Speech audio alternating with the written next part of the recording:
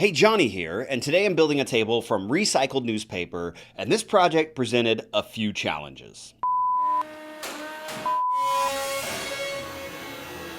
This is not going well. And first your question might be, Jonny, where did you get all these newspapers? No one reads the paper anymore. And sadly, you'd be right, but I'll get into that here in a bit. I actually wanted to use newspaper on that first paper table build, but then I realized that it's a bit harder to find newspaper nowadays. I grew up reading the Daily and Sunday Oklahoman, the local newspaper here in Oklahoma City, and while I'm fond of the name of our local paper, it does make me chuckle how much we love the word Oklahoma here in Oklahoma. I live in Oklahoma City, which lies mostly in Oklahoma County in the state of Oklahoma, and the main waterway running through Oklahoma City is the Oklahoma City River, and next to that is the main thoroughfare through downtown called, you guessed it, Oklahoma Boulevard. So naturally, the main newspaper for the state is called the Daily Oklahoman, just in case you forgot where you were. I guess when you live in a place where most of your time is spent dodging tornadoes, there isn't a whole lot of time left over to name stuff. Anyways, I thought it was pretty cool when a local reporter by the name of Ryan Aber reached out to do a story on me and that Kamiko table that I built for charity. Now, I'm not telling you this to thump my chest or brag or anything like that. I mean, it must have been an exceptionally slow news day to want to do a story on me. Like a really, really slow news day. But regardless, Ryan came out to the shop to do the story, and turns out he's a woodworker himself. So Ryan Aber was able to get his hands on a bunch of leftover copies of the newspaper, as well as provide me some of his own historical papers from his personal collection that I could use on this project. And as I start laminating these sheets of newspaper together, let me explain my strategy for building up the layers. Now, I'm taking lessons from that first paper table and applying them here in order to be a lot more efficient. So this time I'm rolling on the epoxy with a paint roller, which should be a lot less messy than using a squeegee. And then every 20 layers of newspaper, I'm adding 3 layers of black copy paper to give some contrast in the finished piece after I carve a pattern into the top. Now, I noticed pretty quickly the paper didn't immediately bond to the newspaper the way the newspaper bonds to itself. And this caused the layers to be slippery in between, where the whole lamination would shift side to side as I rolled on additional layers of paper and epoxy. But I was able to adjust the stack back into alignment and decided just to power through, thinking everything was fine. Spoiler, it was not. So making a tabletop out of newspaper has been an idea that's been rattling around in my brain for a while now, but I've been super hesitant to actually tackle the project because I wasn't sure it would look very interesting. And while researching this project, I couldn't find any other tables made from newspaper, specifically the way that I'm doing it, so I'm fairly confident this is the first laminated newspaper table, or at least the first one posted on YouTube or anywhere else that I can find on the internet, and if it wasn't posted, it didn't happen. So yeah, this is officially the first paper table of its kind in the world, maybe. So in my research, I didn't find any paper table just like this, but I did find a newspaper guitar made by a YouTube channel called Burl's Art. Great channel, by the way. And his lamination to make the guitar body was the exact same sort of lamination that I'm attempting. And the end result of that Burl's Art newspaper guitar was really interesting, really unique, really cool, but honestly, the newspaper laminated together didn't look great at first. I mean, it looked like there was a lot of ink bleeding through, and the whole lamination looked a bit muddled and dark. Again, the end result of the guitar he made was really cool, but I was concerned about the process, and this kept me from wanting to try this technique. But I think I can do this in a way that looks really good, since the newspaper that I've collected seems a lot more colorful than what I saw in that Burl's Art video. So back to the lamination, I was going through so much epoxy, and I should have realized this was not going to work out well for me. I think I used almost 3 gallons of Total Boat thickset epoxy on this first round of 270 sheets of stacked newspaper, and that's just way too much epoxy. But at the time, I was more focused on how well things seemed to be going versus how much epoxy I was actually using. And it wasn't until I got it into that vacuum bag and felt the heat coming off this thing that I realized that I screwed up, and then the top started bubbling up. This is not going well. I've only got 15 inches of mercury, and it's creating a ton of heat, and it's making it bubble up. So I think what I'm gonna do is I'm gonna put this other sheet of melamine on top of here, just the best that I can, and then maybe a 2x4 or something across this.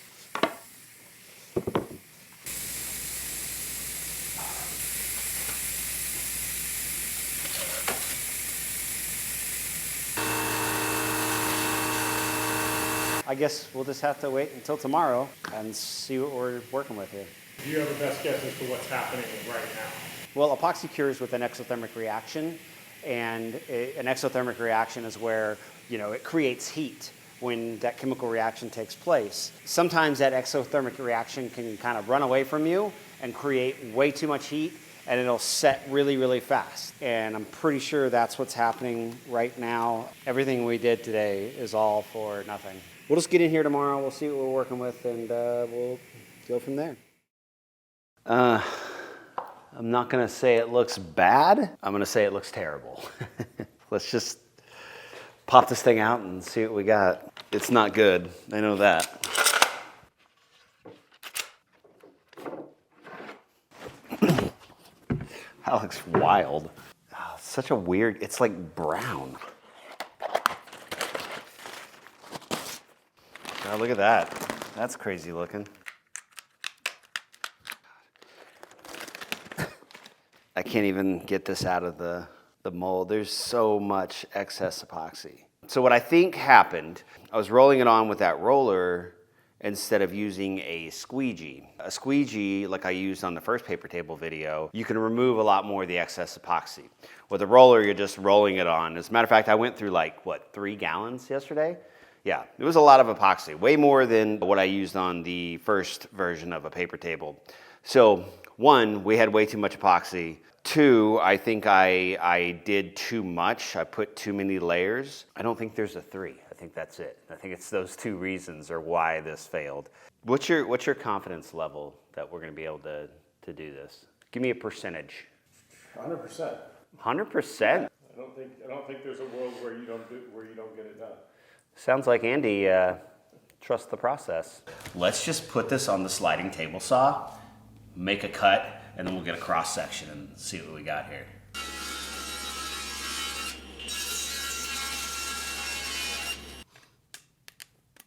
I almost feel like I could break it in half. Doesn't look great at all. I do think the flatter we can get the layers, the better it will look. Or it'll look really dumb. Keep watching, okay? Don't drop out of the video right now because you're like, oh, this sucks. Yes, it does suck, but I'm gonna do something cool. Maybe. Not only did that ruin all that newspaper, but it also ruined the melamine backer board, and I had to run out and get another 4x8 sheet of melamine. This time, I'll pour the epoxy into this trough, and then I'm gonna use a squeegee to spread it out over each sheet. And this is what I did on the first paper table, and this was much more efficient.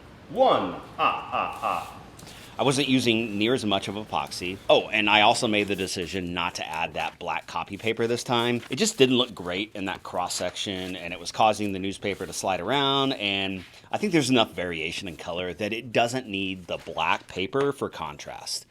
I also stacked up 143 sheets this day, which is roughly half of what I did that first day. And I'm hopeful that this thinner stack and spreading the lamination over 3 to 4 days using less epoxy is going to prevent the epoxy from exotherming and that exothermic reaction running away from me. And real quick, I want to take a second to thank you all for your support and for making this channel a success. I mean, seriously, I couldn't do this without y'all. And one of the best ways to support what we do here is to check out my merch store, where I've got some really cool t-shirt and apparel designs. And those are all designed by the same tattoo artist that does the majority of my ink. I've got that maker shirt, the Wing It shirt, and my current favorite, the Trust the Process tee. And that's something that I have to remind myself of daily. These also come in a couple different fabrics. There's that super soft premium tee, and my personal favorite, the Comfort Colors tee. No pressure, as just the fact that you're here watching my videos is all the support I need. But if you're interested in my merch, I've got a link for you down below. All right, back to the laminations, and I can get everything into the vacuum bag. Now, this is the exact same process that I used on the first paper table, where I'm gonna use this vacuum bag film, and that gets sealed with this special tape. Now, this tape creates an airtight seal. Well, sometimes it creates an airtight seal. It's really important to go around and check the perimeter for leaks. And I'm using a vacuum generator, which runs off a compressor. So that's the reason why you're hearing that thing going off every 30 seconds. But I'm getting a really good vacuum here. Now, 25 inches of mercury is an ideal vacuum, but if I can pull at least 22 or a little bit better, I know I'm gonna get really good compression and therefore a really good lamination.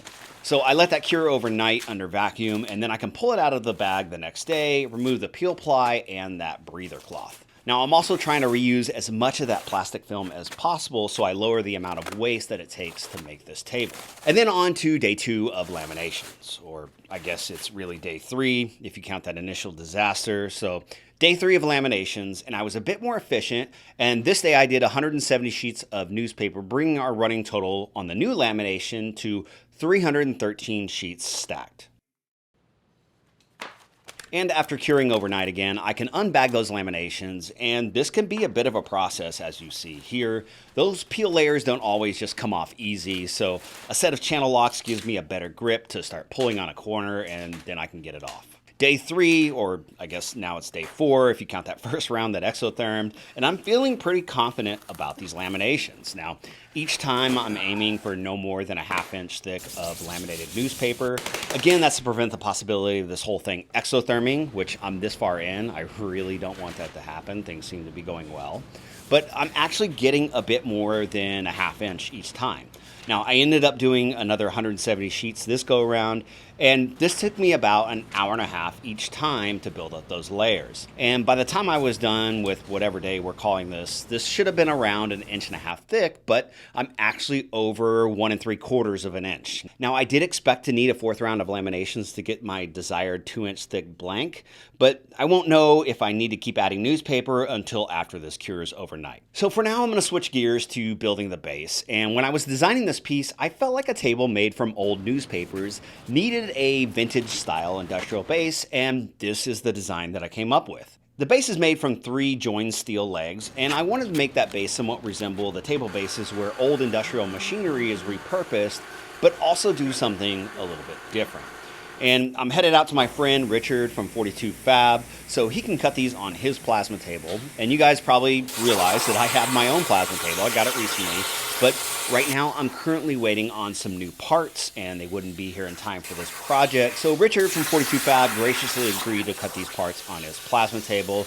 And on top of that, he refused to charge me. So as a thank you to Richard, I want to direct you to his website where he sells plasma cut kits that you can weld together yourself. These are a great way to start welding if you're looking to learn or if you're just looking to make a gift for someone. So make sure you check out weldityourselfkits.com. I've got a link for that down below. No pressure, but I think it would be cool if my viewers supported Richard, who is always willing to help me out in a pinch, and again, refused to let me pay him for this job. All right, we just got back from Richard's, and those parts are cut, and they look really, really cool. Like, I'm excited to see this base come together. I think it's going to be one of the more interesting table bases that I've ever made. The way I have this base designed is I'm going to sandwich a piece of walnut in between these, and I'll weld on a flat on the bottom and on the top, and then I'm going to bolt these together. But that's the next thing I've got to do. I'm going to use those walnut slabs that I've got all over the shop, mill those up, and then we'll throw it on the CNC, and we'll cut that inside profile to sandwich between these two pieces. And while I get that walnut milled up, I want to talk to you for a minute about the sponsor of this video, and that's North One, and why this sponsor is important to me. And just so you know, North One is a business banking account that incorporates different aspects of your small business, like sales, budgeting, invoicing, etc., all in one connected banking account. And I can honestly say, after 6 or 7 years of running my business, it still feels weird to say that I'm a small business owner. I guess more accurately, I'm a maker that has kind of stumbled into turning that into a business. But the most important part of my business is still being creative and making interesting projects. It's not all that businessy stuff like tracking sales, monitoring cash flow, paying vendors, raising capital, or any of that stuff that I dislike that involves paperwork versus just making stuff in my shop. And this is where North One excels. It puts all those features of a desktop banking and bookkeeping site and puts all that power in your pocket with a robust mobile app. So let me tell you about some of the features of North One specifically. North One has a bill payment hub that ensures that you can stay on top of money going out and invoices that need to be paid. And better yet, North One helps you get paid faster and headache-free with its cash deposit network. So if you get paid via Square or PayPal, Venmo, Stripe, whatever, North One can not only track all of this, but help you get paid faster. And it brings all of those different payment sources under a single, easy-to-manage revenue and sales dashboard. And if you're looking to scale your business, North One offers a line of credit lending up to $250,000. Now, take it from me, I'm a business owner that doesn't want to spend a bunch of extra time managing cash flow, revenue, taxes, and all that boring stuff that, as a business owner you have to do. And North One lets me spend less time doing that and more time doing what I love, which is making crazy projects out of newspaper and steel. So click that link down below in the description to check out North One for yourself, where it's completely free to get signed up. Thanks to North One for sponsoring this video. Now I'd like to welcome you to the portion of the video where absolutely nothing goes right. I mean, the simplest woodworking task goes awry multiple times, and honestly, I'm quite lucky that I didn't injure myself. So some of you who are watching right now may even be thinking that using this piece of steel as a router template is a bad idea. And definitely in hindsight, I agree with you. You can even see here a few sparks coming off the flush trim bit as I route this. And the inside circles, my hands are far too close to the bit as I'm doing this. And even through it all, I truly felt like I was being safe here. Well, that was terrifying. I was routing this on the small router because on the big one, that bit doesn't fit into these smaller holes. And my plan was to do the first two off camera, and then we'll film the last ones. So we didn't capture it. But this made me realize that I'm doing really dumb stuff right now. Using a piece of steel as a template whenever I could just cut a template out of some 1/4-inch plywood and use that, which is going to be much safer. Yeah, this was really, really dumb, and I don't know what I was thinking. And thankfully, I didn't get caught and pulled into the router bit. Sometimes I do dumb stuff, and I am very, very fortunate that I didn't injure myself. So I'm going to do what I should have done to begin with and make a plywood router template. And then I can use that to get the other two pieces that I initially carved flush trim to that template. And this was going really well. It all felt much safer, and a wooden template is much more forgiving than using steel. But regardless, I've still got my hands too close to the workpiece. You know, I've got some good downward pressure and I'm cutting in the proper direction, but I just want to caution you not to do what you see me doing here. I try to be safe all the time, but that doesn't stop me from getting complacent sometimes.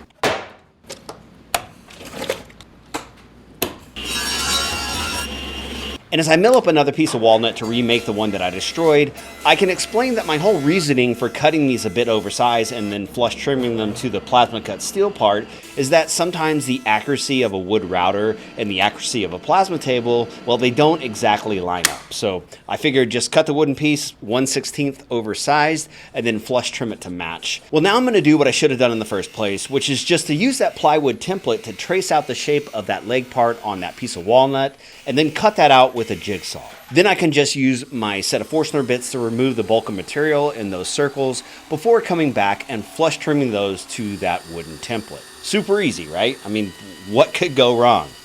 Here's a clip of something immediately going wrong.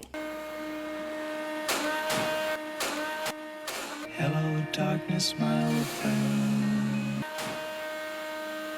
You know when you have one of those days at work where nothing goes right, everything is just a complete show?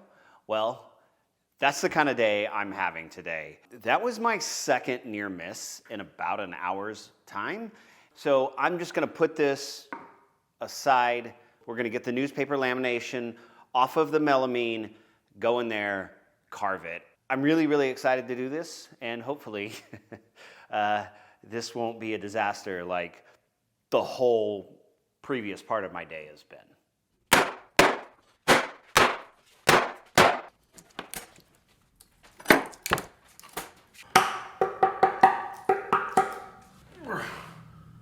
Probably weighs a good 35 pounds.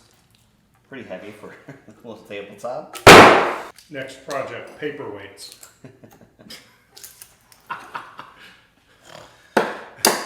Yes. Surprisingly, with how bad this day had been going up to this point, I was actually feeling really confident about carving this pattern into the top of the newspaper table. What I wasn't confident about at first was the exact design that I was going to carve into the top. And I think it's really important on this piece to carve down into those layers of paper to reveal those layers underneath, and then that should look similar to wood grain. But I just couldn't come up with anything that didn't feel like rehashing something that I had already done. For instance, the first 3D design that I came up with was the exact same method and style of the carved timbre door on that record cabinet that I made a couple months ago, but then done as a round. And I think it would look cool, but it just didn't feel original or get me excited at all. And the next design that I came up with was even less inspired, as it's basically the water drop design of that first paper table, but again done as a smaller round. Once again, it's cool, but it's just not unique. So I struggled with the design for a couple more days. And all of this is happening after I started the project, as I expected just to be able to come up with something that I liked by the time that I was ready to do those carves. And here we are at the 11th hour, and this is what I came up with, and this is how I drew it. Now, I do the majority of my sketching and 3D modeling in a program called Shaper 3D. Not sponsored, but it's just the easiest program that I've found to make my designs without being bloated with a million features that I'll never use. I'm looking at you, Fusion 360. So just a quick explanation, because it's some pretty nerdy stuff, but I really want to show the process to those who actually enjoy 3D modeling as well and maybe want to make something similar. So I created this ridge profile and then extruded that out.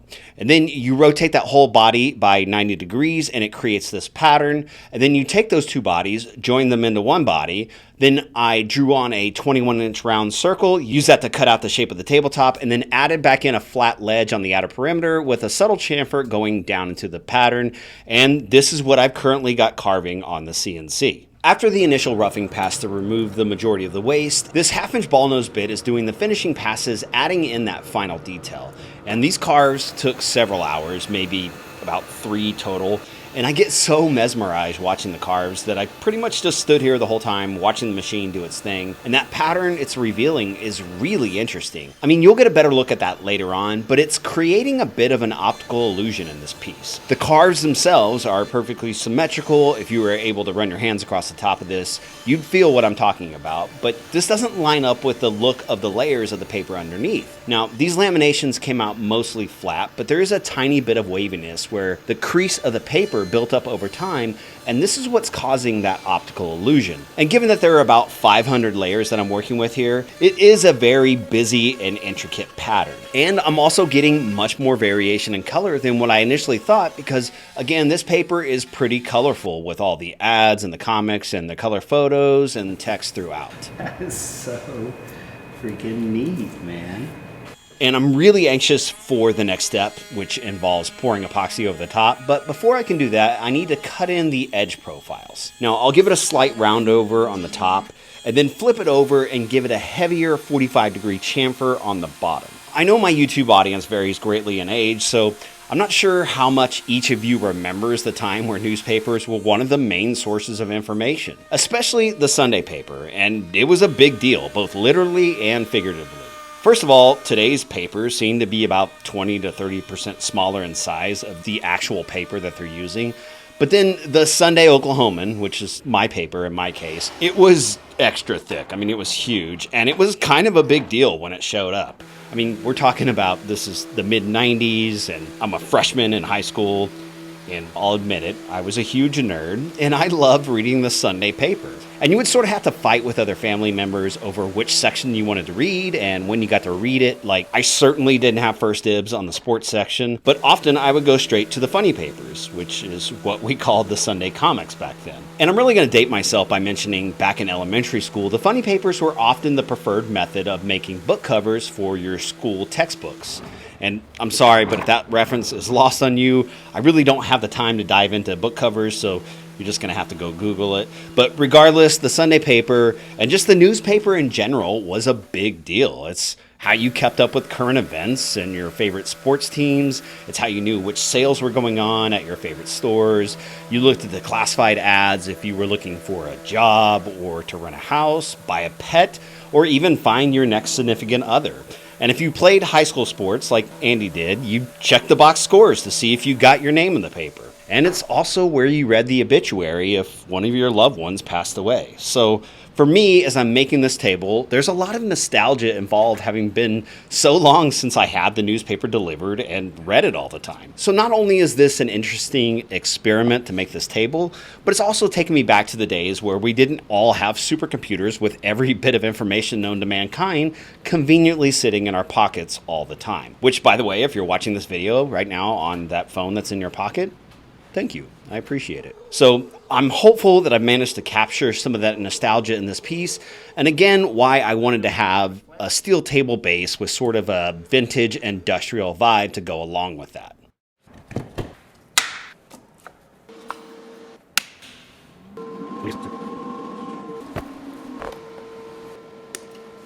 So to keep with that nostalgic vibe, next I'm going to weld up that table base with my Lincoln Electric Power MIG 215 welder. And while it took me several iterations to land on this design, it was actually a pretty simple project to assemble. I mean, there are 3 of these legs, which are all set 120 degrees from one another. And as I'm sure a lot of you already understand, but maybe some of you don't, a 3-legged table base means there's not going to be any wobble in the base. It's kind of just like a camera tripod where there's 3 points of contact with the floor and then it doesn't rock. So that was one aspect of the design. And the next part is I'm going to add in an acme screw as the center post of this table. And this is also going to make the table height adjustable while still leaning into that industrial vibe.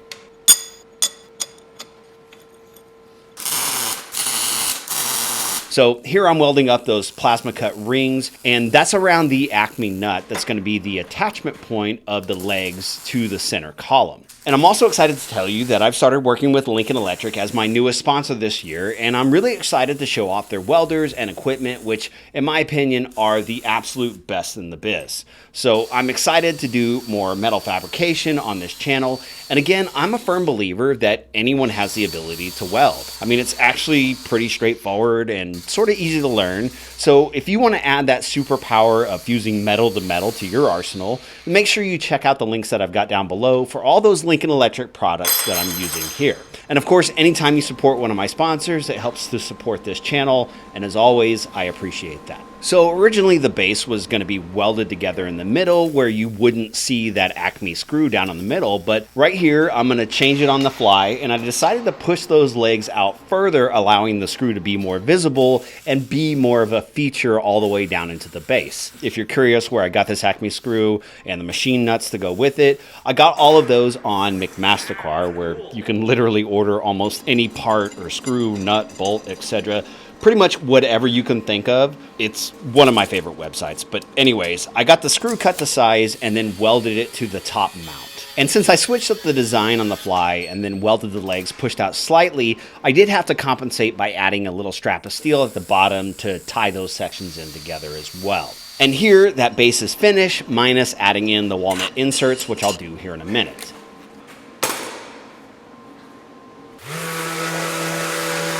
Back to the tabletop, it's time for another round of epoxy pours, and I was a bit torn here. I mean, do I fill up the carved voids and make this a flat tabletop with epoxy, or do I leave the texture and then finish that off with a glass top?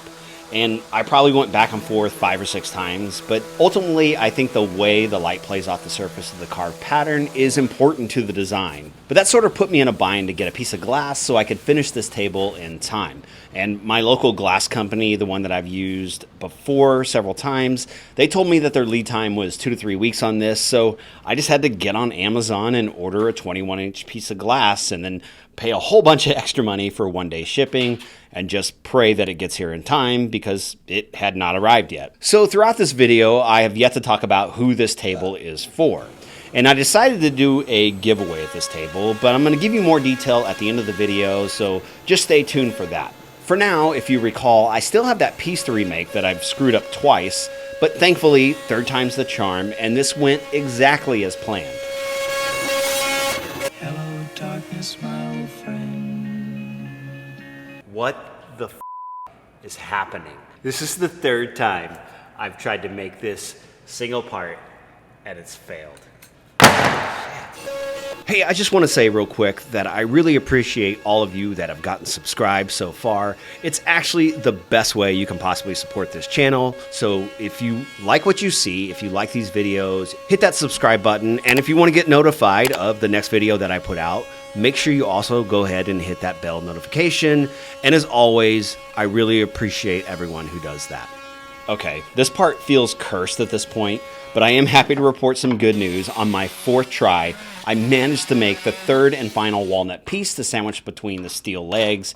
And this is good news because I think had I messed this up a 4th time, I would have just quit woodworking altogether, shut down the channel, but thankfully that didn't happen and Jonny Builds can continue. I'm also thankful that so many of you watched this far into the video. So if you did that, comment this down below and I'll pick one person at random in a week to win a free Jonny Builds t-shirt of your choice. All right, after drilling and adding the 1/4 bolts, the base is all finished, and I really love this table base. But you know what? Let me know what you think in the comments below. I do know that this is something I definitely want to do in the near future, but I want to do it on a larger scale, probably on a full-size table. And I feel like I'm just kind of scratching the surface with this sort of vintage industrial style of design. And before final assembly, I still need to polish the bottom of the table after I sanded off all those epoxy drips earlier. And I've got to say that polishing epoxy is one of my least favorite things to do on the planet. I mean, it's so easy to screw up because if you get any sort of swirl or scratch, you have to go back to the lower grits and basically work your way all the way back through. And this is sort of the reason that I don't do many epoxy flood coat tables anymore. Not to mention that once it's done, they are a pain in the ass to keep clean once they're actually in someone's home and in use. Thankfully, this is just the bottom of the table, and if there is a swirl or two, it's not a big deal, and no one's ever gonna see it. Okay, I'm almost finished, but before I can attach the top, I need to carve in a pocket for the little round plate welded to the bottom of the Acme screw. And off camera, I made this little router template, only this time I made it with the correct size offset for the router bushing that I'm using. And the top gets attached with threaded inserts and these 1/4 washer head bolts, which you can see that I did have to cut down to fit. And with that, this table is done. So I ask you, are newspaper tables going to be the next hot trend? I mean, probably not, but I am pleasantly surprised with how good this looks in person. Now, some of that is lost seeing it from afar or on your screen, but the grain and the pattern created in this table are super unique, and it's got me thinking of ways to incorporate this into future projects. Now let's bring in local reporter Ryan Aber, the one who provided me with all the newspaper, and he's going to help me give this table away. All right, so I'm here in the shop with Ryan Aber, and he's the one that gave me all this newspaper so I could actually create this table. So one, I really appreciate that. I wanted to bring you in here, show you the table, and then see if you can help me with the giveaway. So here is newspaper table. Wow, that's incredible. Yeah. I love the way that looks. I wasn't sure what it would look like. Yeah. But I love the texture up there. I love the legs. Like, it reminds me of the first couple newspapers I worked at had some old machinery out in the lobby from like the linotype days and old newspaper press stuff. And that reminds me a lot of that kind of look. And that is the exact vibe that I went for on the legs. So I figured you could help us give this away. And in order to do that, what I need you to do is take this table, put it in your vehicle, take it home, and keep it forever because it is yours. Wow. That's incredible. This is yours, man. I love it. Yeah. Like, I love everything about it. That's unbelievable, man. Thank you so much. Thank you.